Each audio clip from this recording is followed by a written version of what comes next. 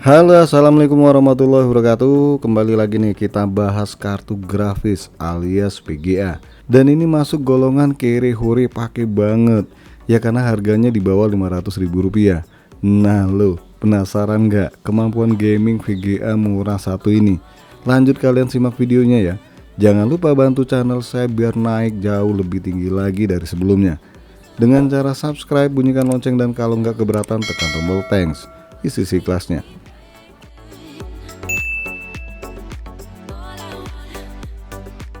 VGA yang rilis tahun 2014 yang lalu ini menyasar kelas mid range. Jatuhnya sih kalau sekarang GTX 1650 Super kali ya. Kalau dulu sih pada zaman kerajaan, nggak ada dong di zaman kerajaan. Maksudnya zaman purba. Alah, zaman VGA ini rilis tergolong kece abis, mana nggak pakai power pin lagi. Tapi sekarang ya sejatinya udah kadaluarsa karena teknologi yang udah ketinggalan dan juga kemampuan yang lemah pastinya. Kecuali main game jadul yang nggak minta spek terlalu tinggi dari sebuah GPU. Cuman ada juga game-game baru yang masih lancar kalau kalian nggak maksa settingannya. Kalau di pasar kalangan, marketplace dong, harga pasaran VGA 1 ini di rentang 400 hingga 500 ribuan ya untuk bekasnya.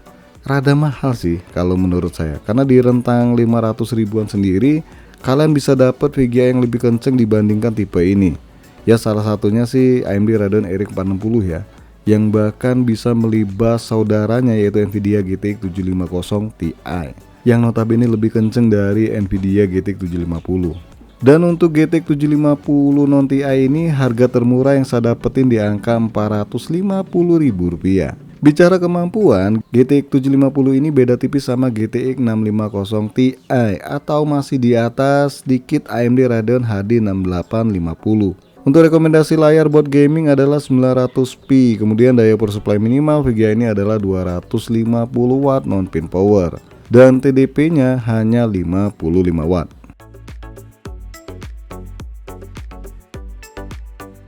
Sekarang coba kita editing video tipis-tipis di VGA GTX 750 ini. Salah satu yang menggembirakan maksudnya adalah VGA tipe ini masih bisa dipasang driver paling baru dari Nvidia. Keren nih, masih disupport padahal VGA tua. Untuk video yang dipakai di sini adalah hasil rekaman handphone dengan dua resolusi, yaitu 4K dan 1080p. Aduh, anak ayam nih berisik banget sih ya. Anak ayam tetangga, guys. Durasinya 1 menit 30 detik. Untuk Windowsnya sendiri saya pakai Windows 11 terbaru dengan aplikasi Adobe Premiere 2024. Nah, waktu yang dibutuhkan buat ngerender video 4K hanya 1 menit 18 detik. Ih, cakep nih. Tua-tua masih oke buat ngerender video. Sedangkan di resolusi 1080p hanya butuh waktu 25 detik saja nih. Cakep lagi, macam siapa. Di Cinebench R15 sendiri di bagian OpenGL dapat skor di angka 122,82 fps. Buat Blender Open Data setiap dites jalan ya, tapi nggak dapat hasilnya. Kayaknya memang nggak support lagi ya. Dan untuk Cinebench R 2024 ini juga nggak support lagi. Dan silakan dilihatin aja hasil 3D Mark dari GTX 750 ini.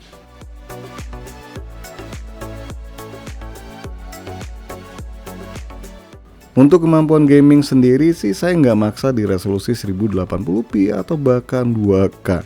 Takutnya nanti VGA nya teriak, "Woi bang, sadar bang, nggak usah nebeng terus." Nggak gitu sih teriakannya. Tapi yaudahlah. Jadi saya mainkan di resolusi yang nyaman buat VGA 1 ini. So ada yang main di resolusi 1080p, ada juga yang 900p, atau bahkan di 720p. Oke, langsung aja kita bahas game PES 2024 nih, yang masih oke banget di resolusi 1080p settingan low. Memang frame rate-nya nggak begitu stabil ya, tapi masih kece banget untuk dimainkan. Di game Need for Speed Heat, VGA ini masih lancar buat memainkan game tahun 2019 ini. Walaupun harus mengalah di resolusi 900p settingan low pastinya, dengan nilai frame rate-nya di angka 30-an fps. Kemudian game Forza Horizon 5, yang mana masih oke juga dengan frame rate di angka 32 fps. Resolusi 1080p settingan very low. Sayangnya untuk game Need for Speed Unbound ini udah berapa kali coba selalu crash, PC-nya yang crash. Sudahlah, nanti PC saya jadi error.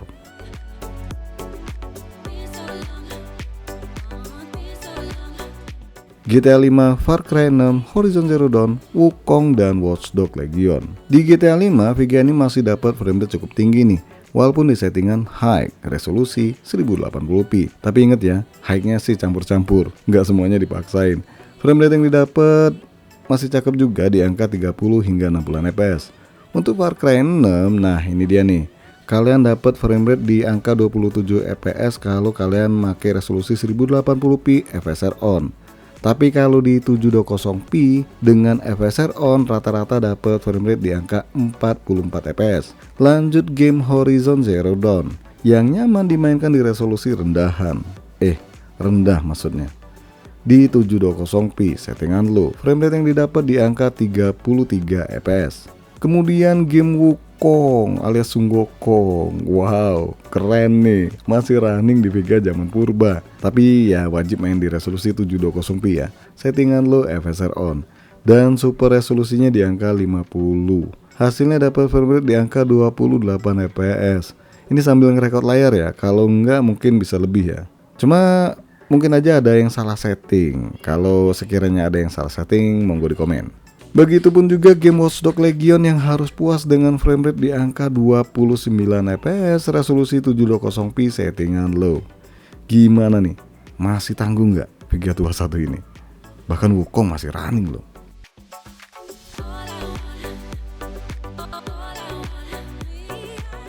Apex Legends, Dota 2, The Final, Valorant, dan Warzone 2.0. Di settingan low resolusi 900p, VGA ini masih gagah karena dapat framerate-nya di angka 40 hingga 70 fps. Ya walaupun pas lagi banyak ledakan, ini bisa turun hingga 30-an fps ya. Tapi ya masih oke lah. Lanjut game Dota 2, kalau di set ultra framerate-nya masih cakep juga karena dapat framerate di angka 30 hingga 40 fps ya. Cuma kalau mau lebih gila lagi, silakan kalian pergi. Set low maksudnya. Dapat framerate hingga ratusan fps. Tapi ingat ya, game ini CPU bond. Jadi kalau pakai prosesor kencang, set low, framerate-nya bisa lebih kencang lagi. Nah untuk game The Final nggak tahu kenapa ada perubahan warna di gamenya. Aduh, nggak nyaman banget pokoknya. Biarpun framerate-nya masih memadai, tapi kalau berubah dari segi visualnya, aduh mending cari yang lain saja nih. Ngapain ngarepin yang ini? Ngomong apa nih? Lanjut game Valorant yang masih dapat framerate tinggi biarpun main di settingan high. Kalau low maka prosesor yang paling banyak berperan ya, makanya dapat ratusan triliun. Itu timah, maksudnya FPS. Di game Warzone 2.0 ternyata kurang memuaskan biarpun main di resolusi 900p, settingan rekomendasi. Cuma jelasnya bisa diturunkan ke 720p kalau kalian mau dapat framerate yang lebih baik lagi.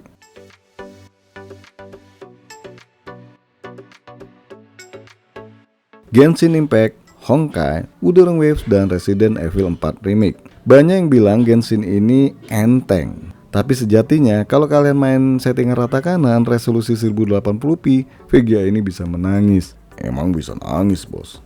Ya enggak sih, tapi gamernya meringis melihat FPS-nya jatuh-jatuh, bahkan mungkin bisa belasan FPS ya. Untuk VGA 1 ini disarankan main aja di settingan lowest resolusi 1080p. Framerate-nya masih oke juga nih. Di Honkai ini nggak beda jauh sama Genshin ya. Paling nyaman main di resolusi 1080p settingan very low. Di sini framerate yang didapat tergolong stabil. Lanjut game Wuthering Waves yang masih oke juga kalau main di settingan very low resolusi 1080p. Walaupun memang kadang drop hingga 20-an fps. Ya lagi-lagi kalian mainkan resolusi di bawahnya alias di 900p atau 720p kalau mau nyaman. Terakhir game Resident Evil 4 Remake yang mana harus puas di resolusi 720p settingan low dan framerate yang didapat kurang lebih 30-an fps.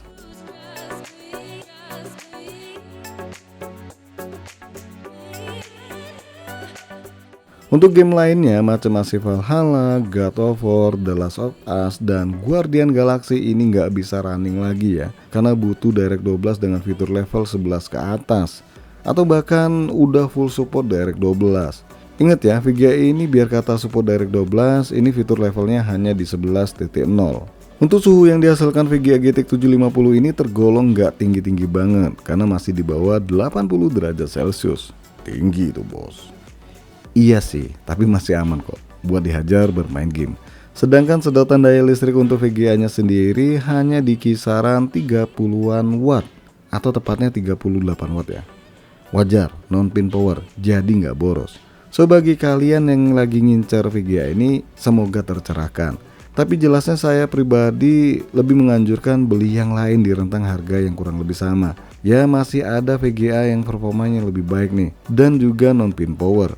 Yap, ada RX 550 atau AMD Radeon RX 460 nih. Nah kalau cuma buat ngerender video sih saya akui ya, Nvidia itu lebih baik dibandingkan AMD. So balik lagi ke kalian, pilih yang mana, yaitu terserah kalian. Oke guys, sampai di sini aja dulu bahasan VGA Carry Hore kali ini. Jangan lupa support terus channel ini dengan cara subscribe, like, dan share. Terima kasih sudah mampir di NK Channel.